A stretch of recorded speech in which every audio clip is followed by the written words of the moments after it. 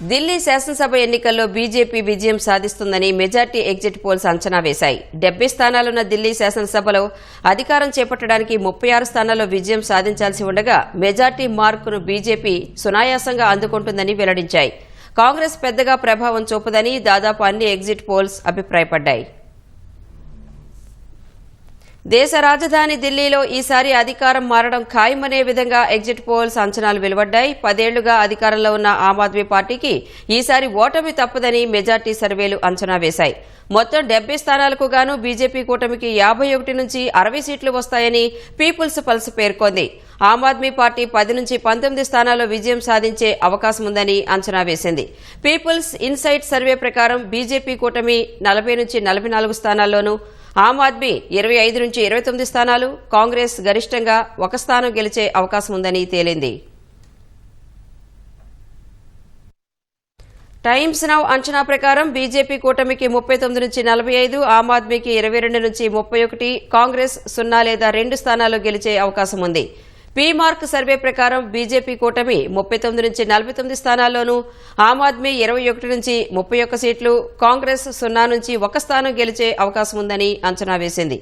Pole dairy survey ప్రకారం BJP కూటమికి 42 నుంచి 50, ఆప్కు 18 నుంచి 25, కాంగ్రెస్ 0 నుంచి 2 స్థానాల్లో గెలిచే అవకాశం ఉంది.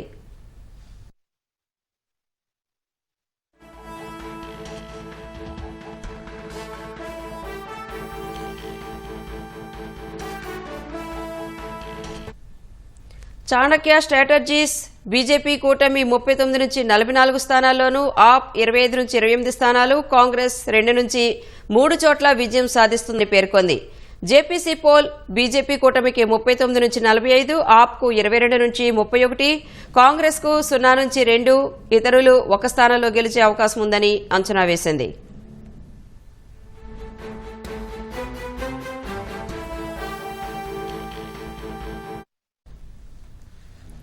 బీజేపీ ఆప్ మధ్య హోరాహోరీ పోరు ఉంటుందని మ్యాట్రిజ్ అంచనా వేసింది.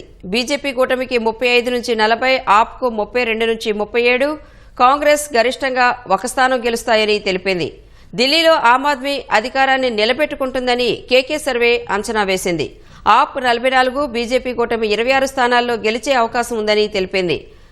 మైండ్ బ్రింక్ కూడా ఆప్కు 44 నుంచి 49, బీజేపీ కూటమికి 21 నుంచి 25, కాంగ్రెస్కు 0 లేదా 1 స్థానం గెలిచే అవకాశం ఉందని అంచనా వేసింది.